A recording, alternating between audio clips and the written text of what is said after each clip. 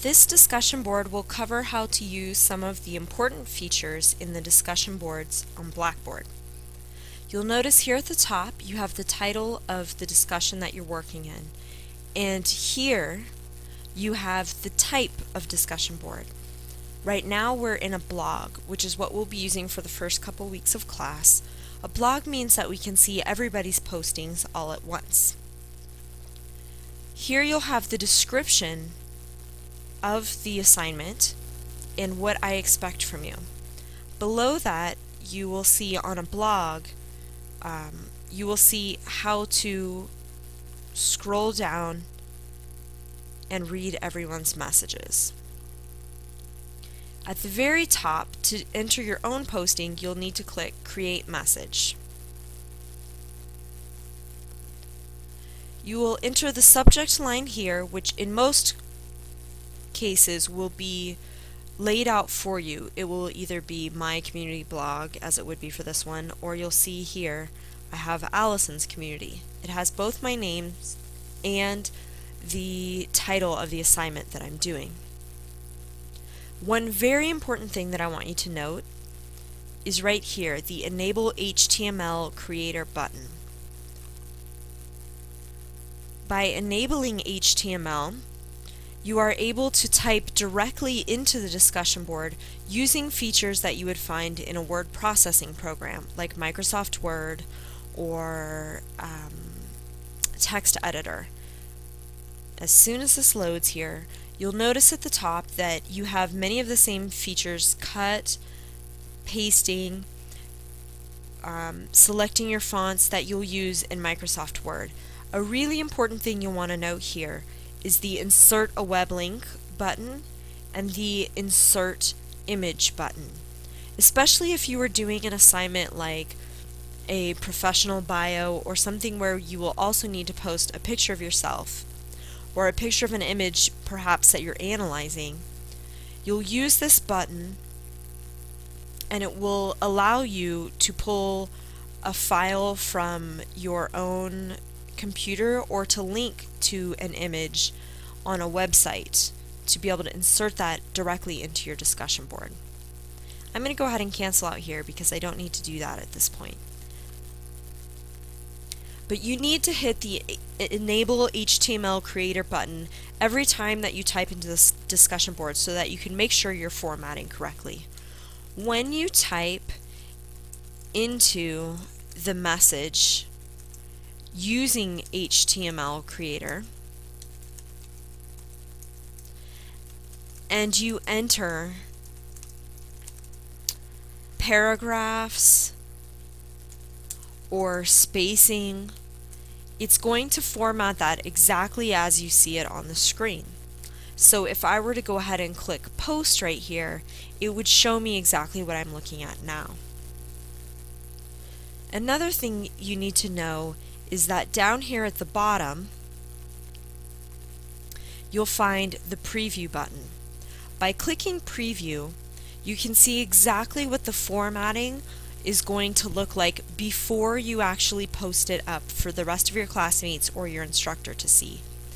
Before submitting any message, you need to click the Preview button in order to make sure that you're proofreading your message, that it looks professional, that you have correct spelling, that you're not missing any words. Anything you need to do to be able to make sure that it's ready for other people to view, you do by clicking Preview.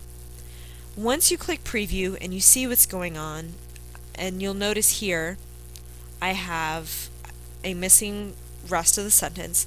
To fix anything you want, you can click Edit and it will take you back out to the original message so that you can continue typing. If you click the Preview button and you decide it's ready to go, it looks exactly how you want it to look, you can go ahead and click Post and it will post your message to the discussion board. I'm not going to do that now because we're actually looking at a discussion board for one of my live classes and it might be confusing if I enter this post.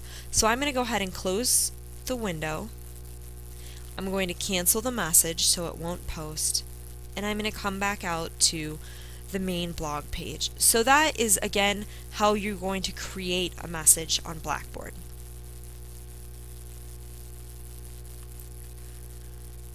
As you scroll down a blog posting, you'll have the original post here, and then you'll notice at the bottom the comments box. The comment is how you are going to respond to this person's work.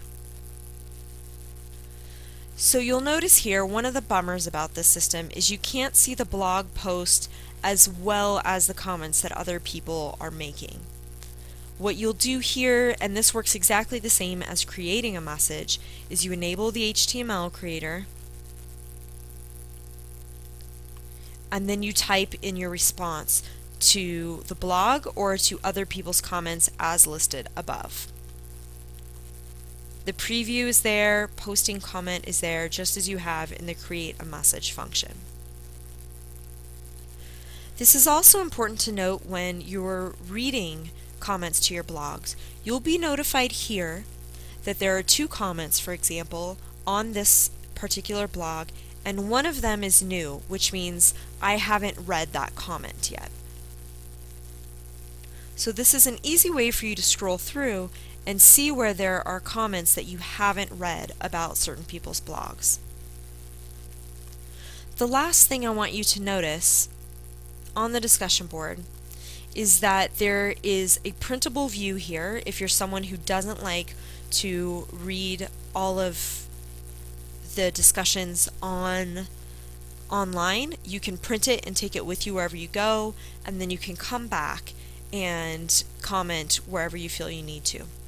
Another feature that you need to notice is down here at the bottom. It breaks the discussions up into pages, and there will be so much material here that it doesn't want to show you one long scrolling screen. So you'll notice here this is only displaying 1 out of 10 blog posts. In order to see everybody's, I need to click all, or if you want to look at them only 10 at a time, you can look at page 2. I like to click all so that I don't forget that I need to be looking at everybody's information. Okay? And as soon as you do that, you'll go ahead and be able to scroll down the whole thing. But in order to do this, you not only need to select how you want to view things, you need to click the Go button so that it actually displays that the way you would like to. Okay, so that's all I have for you right now. If you would like more information on the discussion boards, you can go ahead and click on the login page Student Resources tab. Thanks, and good luck.